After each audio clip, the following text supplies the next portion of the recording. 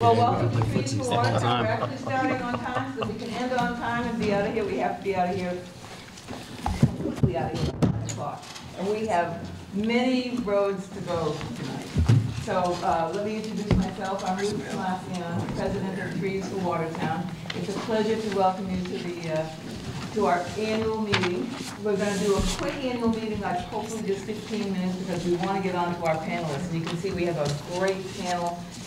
Watertown residents who care about trees as much as you all do, and we're just really excited about the knowledge that we'll share this evening. I'd also like to introduce our filmmakers, Levon Baduns, Girard Hosefian, and you will be able to see this program on our website, www.treesforwatertown.org, probably in a couple of weeks, maybe a month. It depends on the editing process. And then we will also be showing it on Watertown Cable.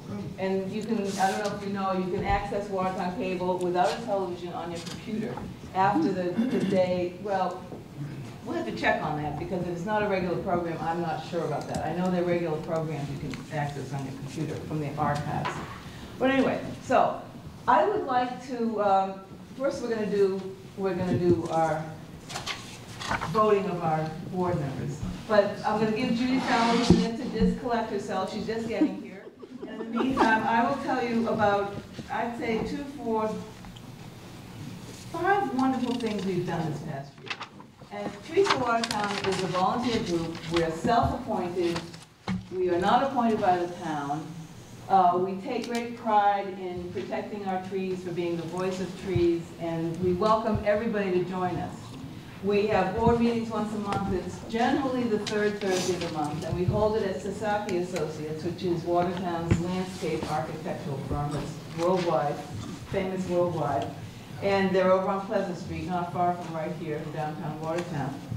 We welcome people to join the board members, and that's how we get people involved. Come to the board meetings with your ideas. We entertain new ideas. We love to have people come and have their projects that they would like us to support them in. And several of the things I will mention have come from just such a situation as this past year.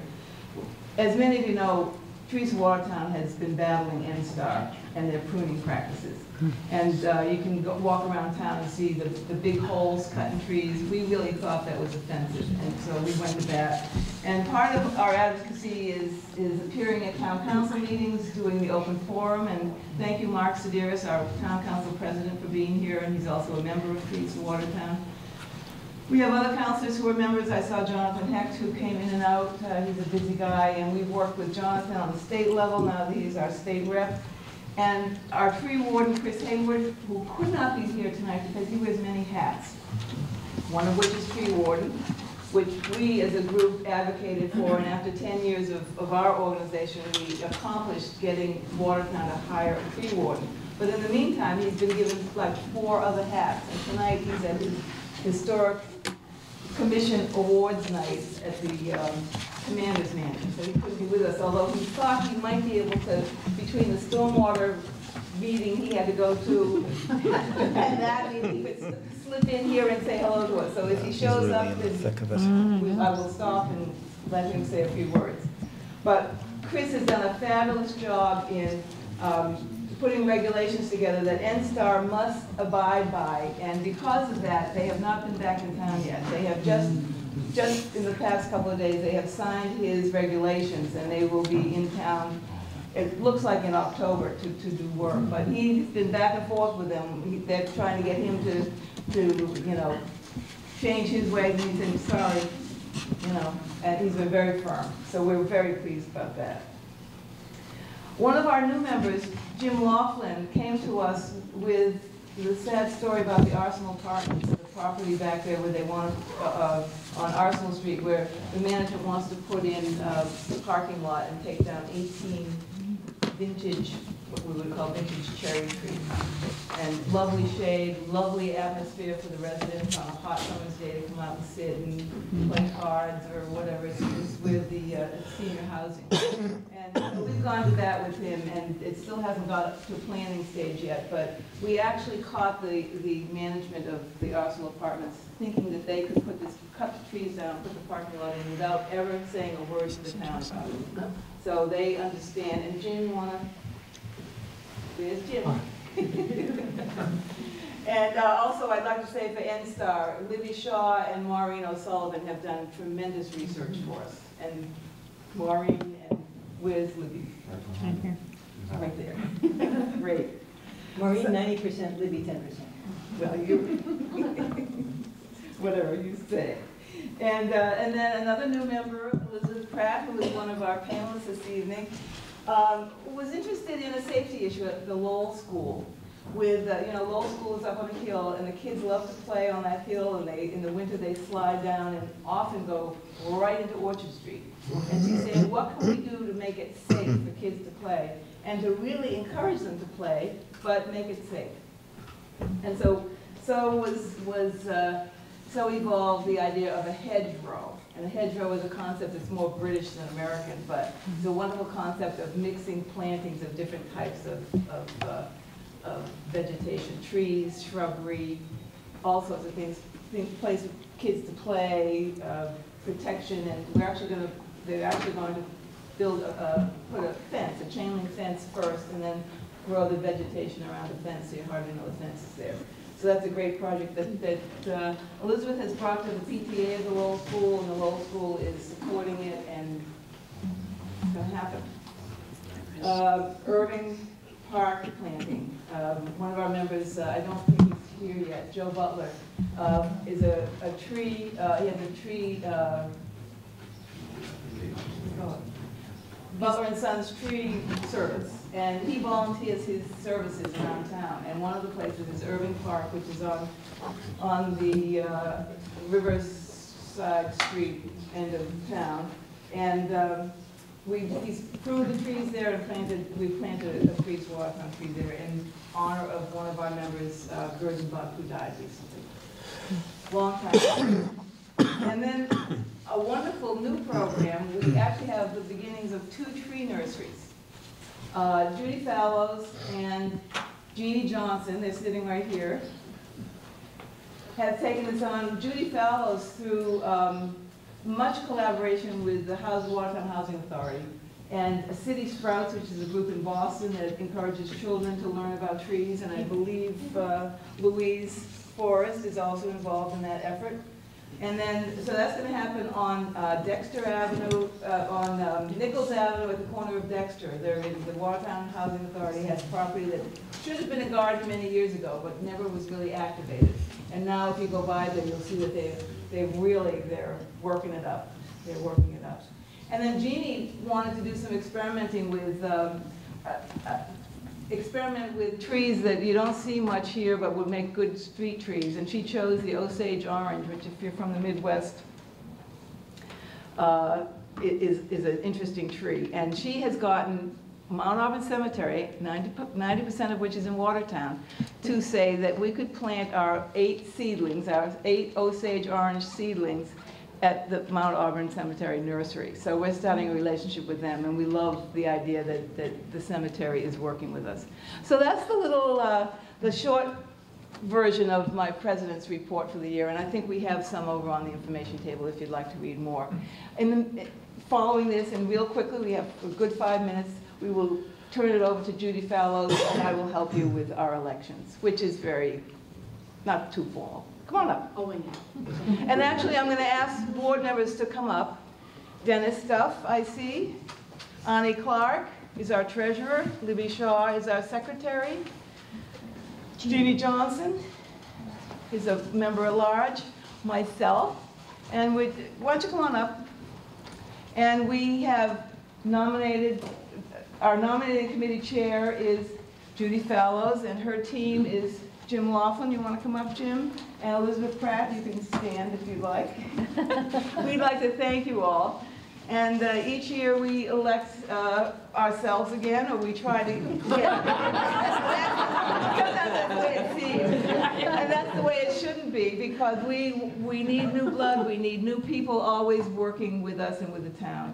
And so in the past few years, we've actually been growing our board, and we're happy and thrilled that Judy Fallows is joining us as our vice president. Immediately, yes. Okay, so thanks everybody for coming, and this is a terrific panel, so I'm going to take like 45 seconds, I hope. But I do want to thank Jim and Liz for being, Elizabeth, for being on the nominating committee with me. And we nominated myself to be vice president. We're going to look at the bylaws. But everybody else is coming back, which is super terrific. Ruth's going to stay on for another year as president. Libby's going to stay as secretary, clerk, scribe. Ani's going to stay on as treasurer. And the other board member we have who isn't here is Joe Butler of Butler Tree Service. He's going to stay on as well. So we've got a great group, and we're hoping to do some more projects next year, of which thank you very much to Ruth and Libby in particular, and I'm not sure who else pulled this panel together, but this is just a wonderful and lovely panel. And I just want to give Louise another kudos. Do you know we got the Community Foundation grant? Yes? So we just got a grant. Celebrate. We just got a grant from the Watertown Community for that Nichols Ave garden. So we'll be planting a couple of apple trees over there, courtesy of Trees for Watertown. That garden is a delegation to the Boston Tree Party. So we've got some, play on words. We've got some really nice collaborations going on, and I think we should turn it over, because I want to hear what these guys have to Yes, say. yes. So we just, if you remember, you can say, Oh yeah, you have to approve us. Everybody who pays their dues can say. raise it, Are we okay with us? Okay. Any opposed? Anybody opposed to the slate? Thank you very much. We're pleased to be here working for Watertown. Thanks a lot. And please join us. You don't have to be a board member to come to our meetings. So the next one is the third Thursday in June. Congratulations. And I want to recognize Andrew Pinellas, town councilor from, I'll call it the East End. And have I left anyone out? Okay. Well, Dennis Duff works at the State House, but I can find anything at the State House. Okay, I'm going to, now, I must actually do my job. I can't just walk off the floor. I'm going to introduce, I'm going to introduce our moderator. Our moderator is another one of Watertown's hidden treasures. And actually, we've known about him because he happens to be the husband of our board treasurer, Ani Clark. William C. Clark, or better known as Bill. And he's a professor at Harvard's Kennedy School of Government in, oh God, international science, human development, human resources, and he is a wonderful resource for getting people together to talk about a certain subject. And the subject tonight, he brought to our attention, what is a tree worth? He will explain more about it, so I'm going to just pass it on to him and say thank you, Bill, for pulling us all together and making us think straight. Thank you, Ruth, and thank you, Trees for Watertown board and friends and so forth for pushing this thing to happen. Ruth says, I'm Bill Clark. I'm here because my wife, Ani, is here and on the board, and she told me to be here. My modest claim to being in a panel of people who actually know a great deal about trees is I actually grew up being trained as an ecologist, studying what wasn't the Asian longhorn beetle, but was sort of like it, and annihilated trees all over the place. So I got to meet trees that way. I meant in somewhat later life, I spent a lot of time working on the global climate change issue and paying a lot of attention to the roles that forests, forest soils, tree soils, and so on play as a one antidote to the huge amount of stress we're putting on the planet by pushing carbon into the atmosphere. So I do a bunch of work on trees pulling carbon down out of the atmosphere, which is enormously important. So that had been my global look at things. Then Ani and I moved here almost a quarter century ago, and sooner or later after that, my real exposure to trees was, of course, I had to start wearing the Watertown Trees for Watertown t-shirt because it was so fashionable. There are many in the back which you may purchase if you are lusting after this. But having gotten that involved, of course, I started reading more of the kinds of materials that the group fed me. And earlier this year, came across in the Wilson Quarterly a document, a paper called "What is a Tree Worth?" by a lady named Joe Jones, who we'll hear a little bit more about later, but a journalist, an investigative journalist, who had, of all the things you might say about trees, turned around and asked the question, what do we know about the actual value of trees to individual homeowners, to communities, to regions like the state of Massachusetts, and to the world? Do we just have to wave our arms about this, or do we actually know something? And her answer was so remarkably pointed, and to me, who thought I knew something about trees, surprising, that I went back and read it again and checked to see could she possibly be right about this stuff. Because, so she started thinking, well, what's the value of a tree? Take an average tree in your yard and think just in terms of how much money you think it saves you in terms of heating costs, cooling costs in the course of a year. I guess I put up a couple of numbers, so I'm going to get a show of hands here. And I'm just going to ask you for, take a normal tree in your yard. Do you think it saves you $50, $200, $800, $1,000? So $50? So I got 2, 3. $200? $800? $1,000? Well, it turns out any of you could be right, depending. Interestingly, and one of our panelists will talk about this, but the point is, any of you could be right. Trees here in Watertown, individual trees, can top up on that $1,000, saving you in heating and cooling bills. And one of our first panelists will deal with that. It turns out when we did it for our house, at least $900 a year in heating and cooling bills. We were saving just by the fact that we had killed the trees yet. So I started talking, which was my mistake, and promptly discovered I was moderating a panel because Ruth knew a lot of people who knew a lot, not just about the dollar values of trees, but other ways we might think about it. And for me, the exciting thing here has been going beyond a sort of good but standard academic paper to then meeting with these guys over breakfast on Sunday or some such thing, and beginning to discover how much different people here in Watertown know about different ways of answering this question of how we might assess or evaluate how much trees are worth to us, what we might do to protect those investments as individual householders, as a town, as a state, and so on, and what we might do, in fact, to increase that investment. And that's really what the panel today is. These are the panelists. They will introduce themselves as they get up to give their talks. Their talks, in the interest of this being complicated, are little 5-minute vignettes. So they'll be going through it really quickly. After they've done their talks, I will do a little bit of question and answer across the panel so that they can help with the range if they wish to. Or compliment each other, whatever it comes down to, and then we'll open it up to question and answer with you in the audience. At the end of this, we will bring things to closure by coming back to the panel for a few closing remarks. We will be out of here by, we will close up by 8:45 or whenever it gets boring, which I think probably won't be soon. There will be a bunch of numbers up here, as well as some glorious pictures. Don't worry about them. We'll put this whole set of slides up on the Trees for Watertown website, the identity of which will be on my last slide. So you can just go in and pull this thing off and have any of this. And a whole set of then recommended additional readings that the panelists have provided to us for those who get interested in one or another dimensions of this and want to go further.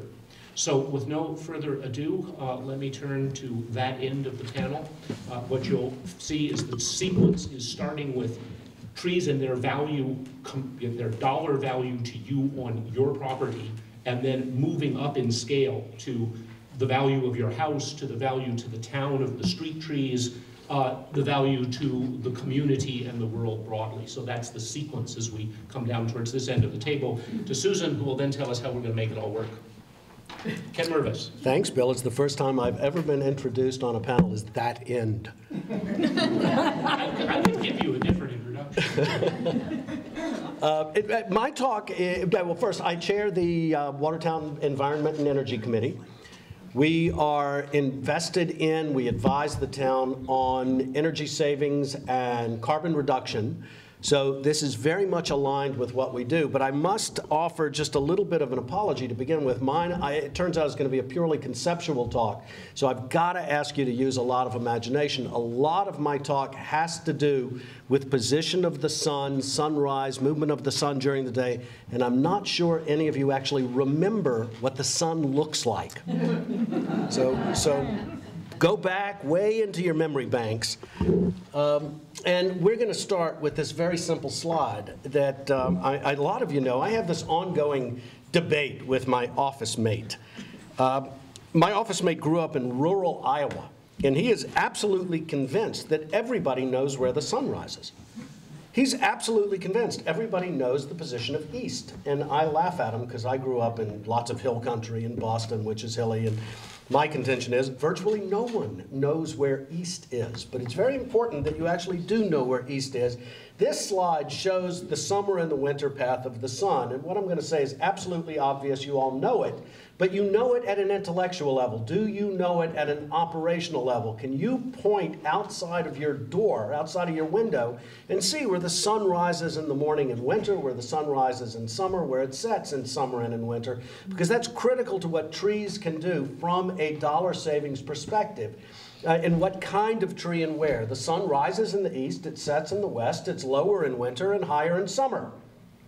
So what does that mean from trees and your home? I went and found a house on the internet. And I found a little compass rose on the internet, so we know that the back of this house is north and the front of this house is south. It's facing south. What kind of trees make a difference? And then what I did with what I'm going to show you here is I went to the website that Bill made reference to in What's the Worth of a Tree. It's a website, itreessomething.org, and I've got the URL up here in a moment. And I started calculating, what if?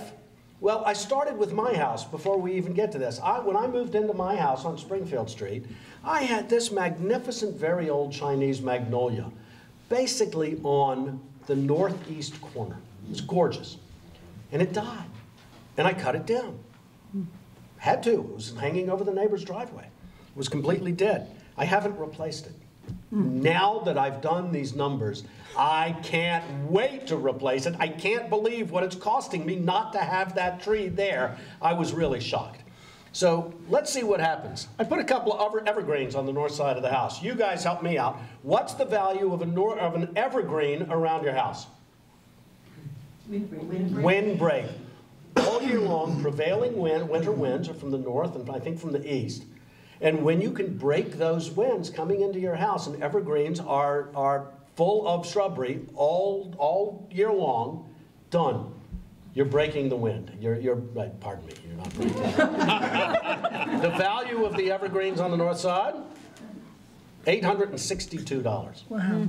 $862. Next one, Bill. Evergreens on the east side and the west side, $549 and $451. And then I put a deciduous tree in the front of the house. I put a sugar maple in the front of the house just to see what would happen. Only $83, but think of the comfort level. It's providing shade all summer long.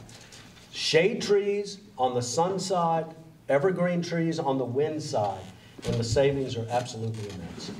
And Bill, the URL for it's not there.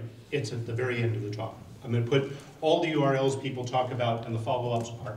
I've been tricked. Okay. You have been tricked. Thank you. But you would have been over time if I hadn't done that for you, so you should be grateful.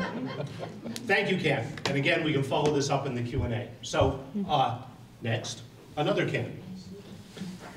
Ken Sheytanian, lifelong resident of Watertown, and that's a very long time for me. Grew up in this town. I love this community. I serve on several boards in this community. And we're very excited to be here. I'm also with Century 21 Commonwealth.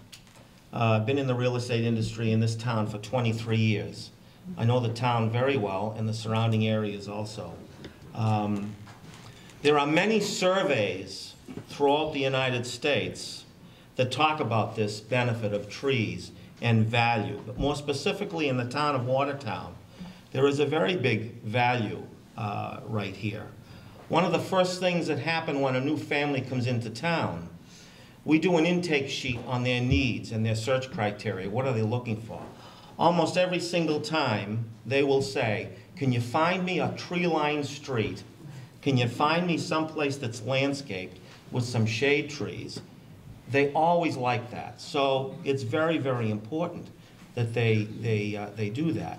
The other thing that's important about that is, by attracting those type of people, these trees attract people from other communities into Watertown. And one of the main things that are important in this town, I feel, is that to bring people into town and not have them stay a little while and leave. Let's bring them in and have them stay.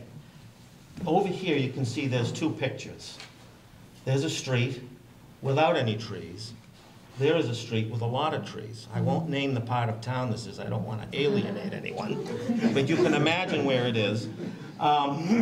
Basically, on the surveys that I have looked up, if you have a street that's barren of any trees like that, it does two things. It causes a home a lot longer to sell and stay on the market. It also will cost that seller about $7,000 or even more it could cost. It depends on the area. When you have a tree-lined street like this street right here, it attracts more people. They want to stay and they want to maintain these things. Now, as many people that like the green trees dread the leaves in the fall, of course, but you look at it as a form of exercise. And the real benefit is to have the shade trees there. It really and truly creates a better degree of sellability for a home on a tree-lined street. And don't let anybody tell you otherwise. There are some surveys that I had researched, one particularly that was done with 1,350 realtors in 10 states, one of which was Massachusetts. The survey showed that 56% of the realtors felt that the presence of healthy shade trees contribute to a large extent to a home's sellability, as I had mentioned. 60% indicated that they add to the curb appeal. I mean, it's pretty obvious. What would you rather have? And 62% maintained that their presence has a strong impact on the potential buyer's impression of a block neighborhood. Trees also took increased levels of importance in the higher priced homes. One survey actually presented a scenario in which two homes were identical, except for the presence of trees on the property. 84% of the realtors felt the home with trees would be as much as 20% more sellable. So that's what I have to say about that. And let's not forget the value of a tree. The next time you're asked about the value of a tree, well, think about that great American elm on the Boston Common named the Liberty Tree. Did that not have value? So trees are very, very important. Thank you. Thank you. Next, Mary Ryan. My name's Mari Ryan, and I'm a resident of Maplewood Street in the east end of Watertown, where I've resided for the last 18 years. And professionally, I am a health promotion professional. I have a company called Advancing Wellness. We specialize in worksite health promotion. So when you think about health, what we're attempting to do is to promote health rather than just caring for people once they become sick. So our goal is to continue to have good health throughout our lives.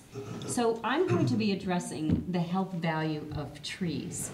And when we think about trees, do we normally think about them from a health perspective?